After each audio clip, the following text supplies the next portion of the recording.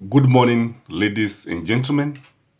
Welcome to Gashi's Command TV, the tallest man in Black Africa. From whatever angle you look at a cow, it is always a cow.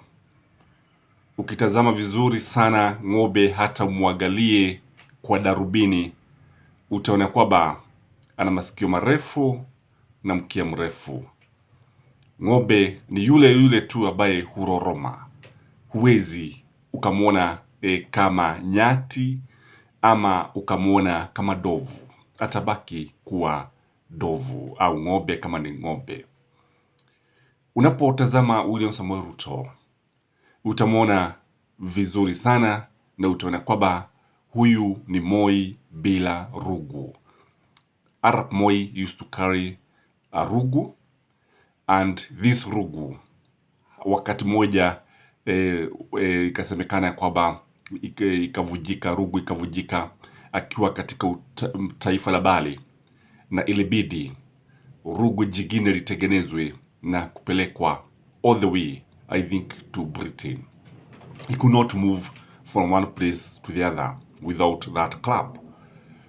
Unapoliganisha William Samoei Ruto, utaona kwamba just like his godfather or his mentor Daniel Toroitich arap Moi, who believed that he is the best, who believed that hakuna mtu mwingine ambaye anaweza kufanya mambo mazuri au kutawala Kenya ila yeye.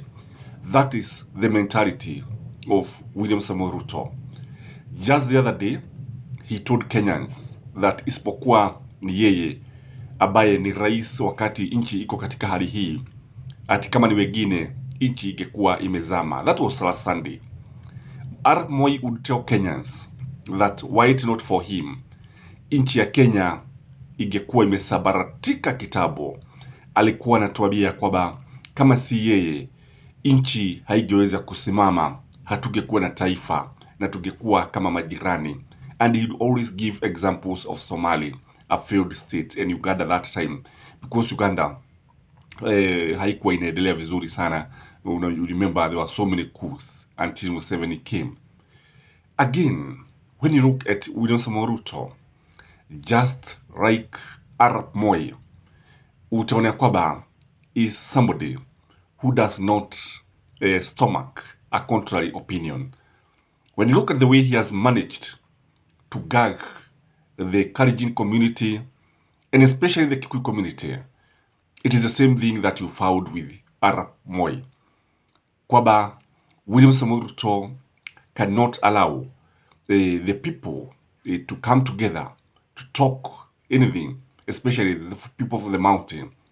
Now, if there is something that William Samoei Ruto will not allow, it is the Kikuyus unity.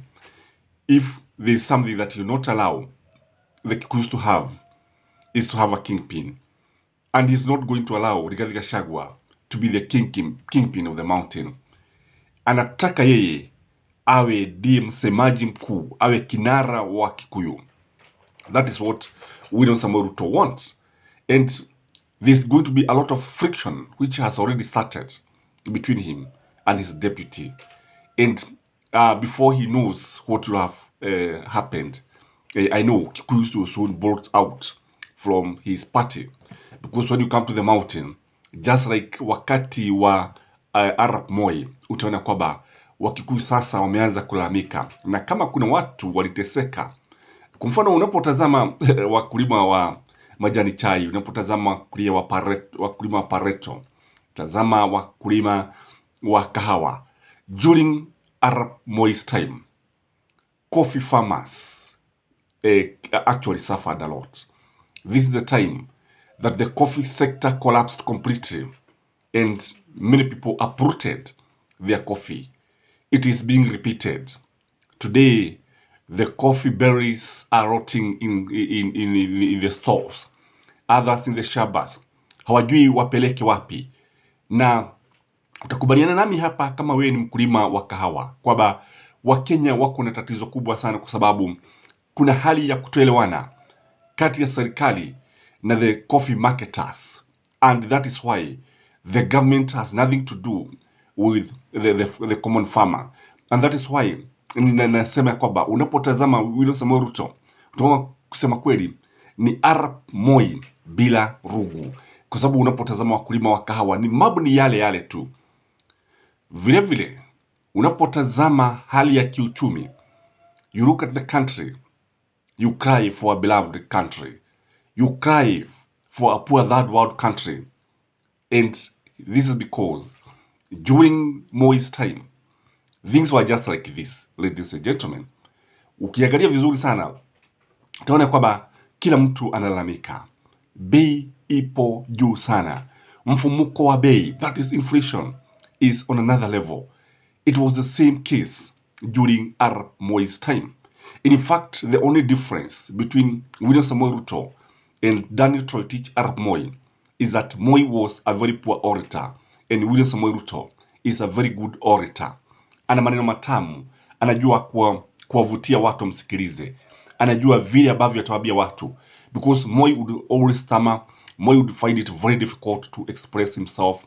Moi would find himself in a situation whereby, especially where English was concerned, he could not be able to communicate properly. In fact, Daniel Toroitich Arap Moi could not be able to differentiate between a quote and a goat and a note. All of them, alikuwa anaita goat, goti, goti. That's the issue. But when you look at Daniel Toroitich Arap Moi and William Samoei Ruto, utaona kwamba wanafanana kama shilingi kwa nyingine. And again, when you look at the way William Samoei Ruto is relating with his deputy, you know, there's a lot of mistrust. There is a situation that he wants to contain Rigathi Gachagua. It is the same case. It was the same case during Arap Moi.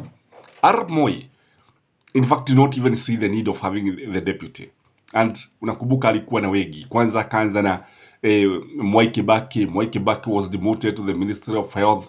Then he had Josephat Karaja. Josephat Karaja akafukuzwa kama jibu ambalo lilikuwa limekula majani au mayai.